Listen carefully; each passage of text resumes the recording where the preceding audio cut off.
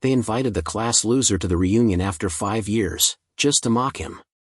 Marcus Green, the quiet black kid they once labeled weird, stepped into the room in worn sneakers and a faded hoodie. Laughter broke out. Brooks smirked. Chase boasted about fake startups. Tyler even roasted him on stage. Everyone thought the prank was perfect. But when Marcus stepped forward, calm and unshaken, the room went silent. The same nobody they ridiculed revealed a truth that wiped every smug grin away, leaving his classmates choking on their own shame. Before we dive deeper, if this is your first time watching one of our videos, we'd love for you to hit that subscribe button. Your support means everything to us and helps us bring you more powerful stories.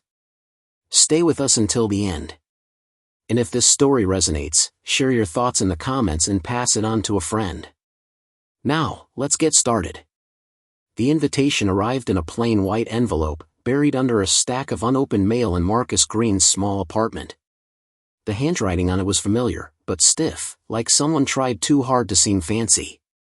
Class of 2018 reunion, you're invited. Marcus stared at it for a long moment, his thumb grazing the folded edge.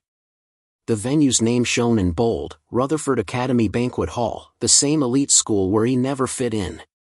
He could still see those halls, endless rows of bright lockers, the echo of sneakers on polished floors, and himself, silent, shoulders hunched, clutching books like armor.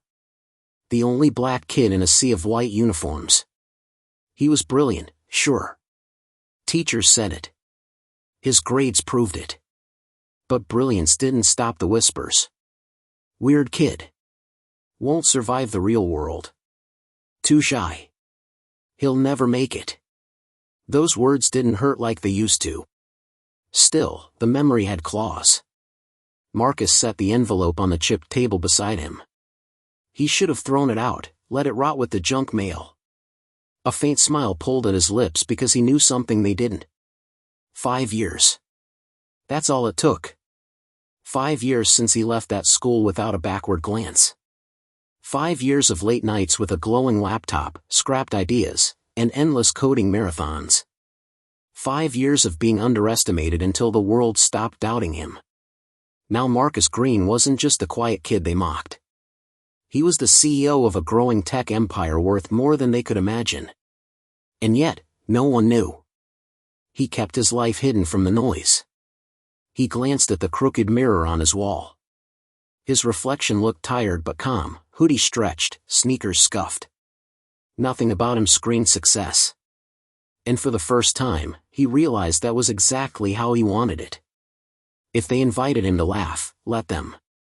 Let them gather with their fake smiles and shallow pride, thinking they'd tear him down. Marcus slipped the envelope into his jacket pocket. His chest rose with a slow, steady breath. This wasn't just a reunion. It was the stage for something far bigger. And when the night came, their laughter would choke in their throats. Raindrops still clung to Marcus's hoodie as he stepped into the Rutherford Banquet Hall. Cold air, lemon polish, the hum of a projector, everything sharp and staged. Gold balloons arched over a folding table cluttered with name tags. He found his Marcus Green, written in loopy ink, pinned it to his frayed hoodie, the needle catching a loose thread. Heads turned, not dramatically, but like a ripple from the bar to the photo booth. A moment of silence, then the buzz returned, thinner now, laced with smirks. He adjusted his cuff, thumbed the creased envelope in his pocket, and moved inside. "Yo, that's him, right?" a voice muttered behind a pillar. "Yeah," another replied, amused. "Same hoodie vibe. Told you he hasn't changed." A soft chuckle. "Heard he's stocking shelves somewhere." "Please, my cousin said he's back at his aunt's place." Wow, 5 years and nothing. Marcus kept walking, the carpet softening his steps. On stage, a slideshow flashed high school photos, lacrosse jerseys, prom crowns, a science fair ribbon he'd once refused to pose with. The MC, Tyler Voss, jaw tight, cufflinks loud, tapped the mic. "Reunited and richer," he said, sparking laughter. Marcus chose a table near the back, half in shadow, with a clear view. He set down a glass of water and watched the room like a coder scanning logs, quietly searching for patterns. Whitman drifted by with a champagne flute, her diamond earrings catching the LED lights. "Marcus," she said, her smile not reaching her eyes. "What's up, stranger? You look vintage." She didn't wait for a reply. At the bar, a card machine chirped with a rejection beep. Chase cleared his throat, grabbed his card back, tried another. The bartender turned the screen away, too professional to call out the failure. Two guys nearby filled the quiet. Heard Chase's app crashed again. "Shoo, investors hate public postmortems." Tyler tapped the mic again. All right, quick game, then and now." Photos rolled, law school acceptances, a Pilates studio opening. When Marcus's slide appeared, it was just a gray square. "Photo not provided," Tyler said, fake sad, sparking more laughter. Marcus sipped his water, the glass leaving a damp ring he wiped with a slow circle of his sleeve. He felt a pulse in his chest, the chatter brushing his skin. Two girls whispered nearby, unaware how their voices carried. "Who invited him?" "Tyler. Said it'd be hilarious." Full circle pep talk. "Savage. Relax, it's just a joke." Brooke reappeared with a group, Chase, Haley, Roman. "So, Marcus," Brooke said, chin tilted, "what's the grind? Still into computers?" He nodded once. "Something like that." "Nice," Chase said, voice too loud. "We're all building stuff. Startups, exits coming, you know. Just timing." He tugged his blazer sleeve, hiding a frayed seam. "Market's weird," Roman muttered. "Rent's weirder." A glare silenced him.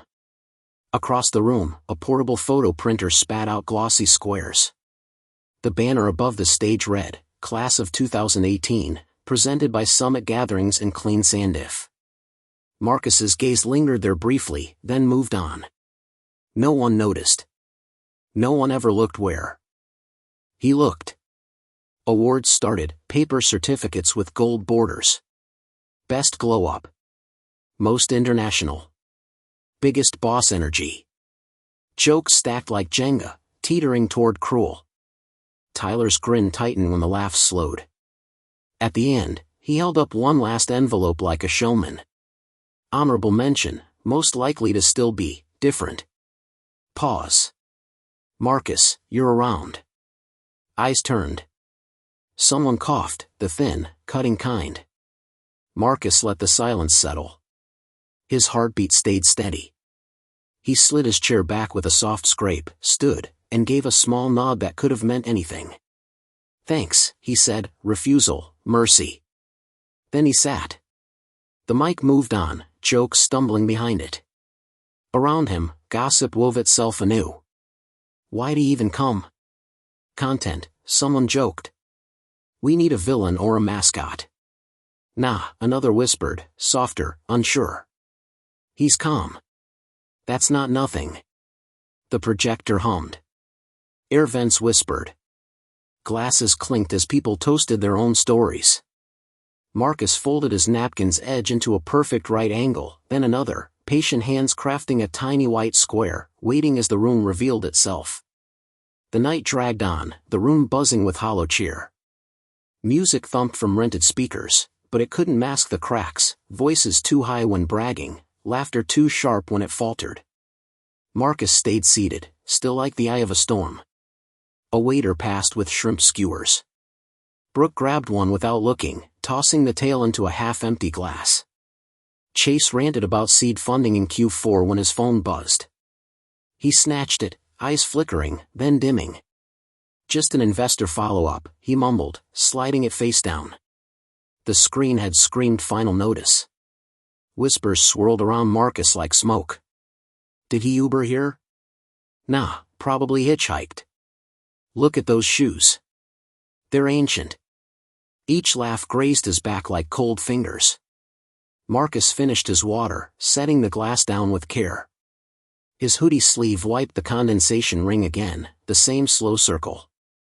He looked up, catching Tyler's gaze across the room.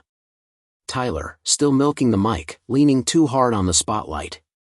All right, Tyler called, voice thick with rehearsed charm. Time to shout out our sponsor tonight. Because none of this, he waved at the balloons, the catered spread, the half-dead DJ, would be possible without their generous contribution. Marcus squared his shoulders. One breath in, one out. Tyler shuffled his cue cards. So, let's give it up for Summit Gatherings, who, wait.